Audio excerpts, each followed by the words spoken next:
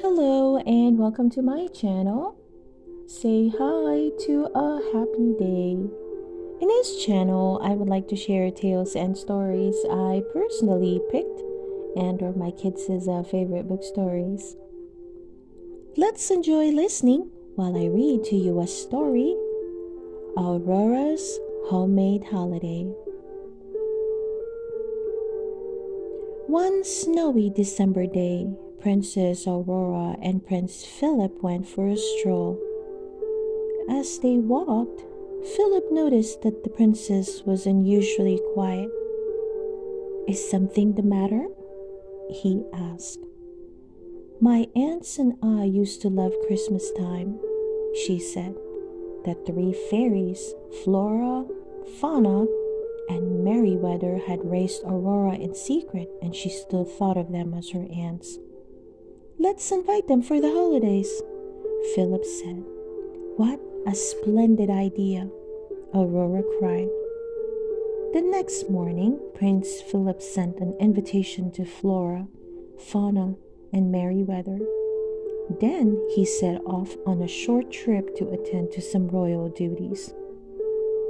Aurora was sad to see Philip go, but she tried to look on the bright side. Now her special Christmas preparations would be a surprise for Philip when he returned. Soon the good fairies arrived. Princess Aurora had a special request for them. "You want a Christmas exactly like the ones we shared at the cottage?" Flora asked. "That means we can't use magic." "You'd better take our wands so we're not tempted to use them," Fauna said to Aurora. But the wands were hard to catch and zoomed around the room. They did not like the idea of being put away. "Shall we decorate?" Aurora asked. She led the fairies to baskets of evergreen garland, ornaments, and bows. "Let's start trimming the tree," Merryweather exclaimed. "We should hang the evergreen garlands first," Flora said. Aurora knew that waiting for her aunts to agree on something could take all day. So she suggested that she and Flora put up the evergreen garland while Fauna and Merryweather decorated the Christmas tree. After a busy morning, the last stocking was finally hung above the fireplace. Then Aurora and the fairies moved on to the kitchen. It was time to begin baking their Christmas treats. "I can't wait until Philip tastes your special layer cake," Aurora said, "and the Christmas rolls with jam inside." "We'll need lots of red frosting," Flora announced.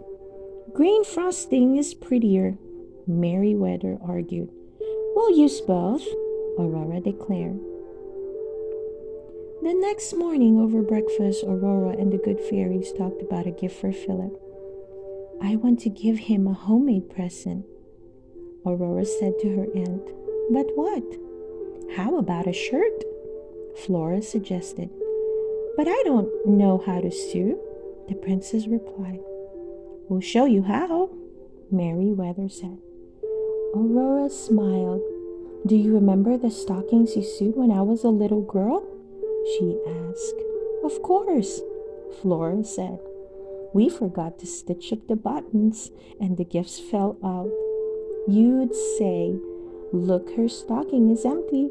We'd better fill it up with more treats,'" Aurora said, chuckling as she remembered the happy times they had shared with the fairies. All morning, the fairies worked with Aurora, teaching her how to cut fabric and how to sew a shirt. "Oh dear," the princess said when she looked down at her sewing. "This shirt isn't looking quite right." The fairies quickly set aside their own projects to help Aurora with Philip's shirt. When Aurora finished Philip's gift, the fairies helped her get ready. The prince would be home soon. The fairies made a crown of holly for the princess's hair. Next, they had to decide what she should wear. Flora suggested a red dress. Merryweather preferred a blue one. Then Fauna held up a beautiful purple gown. Aurora tried it on, The dress was perfect. Even Flora and Merryweather had to admit the purple dress looked lovely on the princess. The last thing Aurora had to do was wrap the prince's gift. Once again, she asked for the fairies' help. When they were finished, the princess placed the present under the tree. That afternoon, Prince Philip arrived back at the castle. Aurora was eagerly waiting for him. "Close your eyes," the princess said with a sly grin, "and don't open them until I tell you to." Aurora led Philip into the grand hall where Flora, Fauna, and Merryweather were waiting.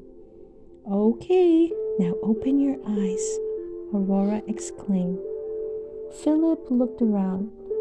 Crooked wreaths dangled from the walls. The Christmas tree was decorated only on one side. Loop-sided cakes, burnt tarts, and misshapen cookies filled the table. "I've never seen preparations like this before," Philip said politely. "I can understand why you find them so special." "Try a lemon tart," Aurora said, holding out a plate. Philip took one and bit into it. Suddenly, a strange look came over his face. The lemon tart tasted horrible. "Oh dear," Fauna said. "We must have forgotten the sugar." Aurora handed Philip his gift. "One more surprise," she said. "A shirt!" the prince exclaimed after opening the box. But when Philip tried on his present, the princess and the fairies burst into laughter. "Oh dear, that's certainly not the right size," Aurora said. The sleeves were too long. Aurora knew her Christmas wasn't perfect, but sharing a homemade holiday with Philip and her aunts had made it the best one Aurora could remember. The end. I hope you enjoyed listening to the story, Aurora's Homemade Holiday. Please don't forget to hit that like button and subscribe to listen to more of our favorite book stories. See you soon!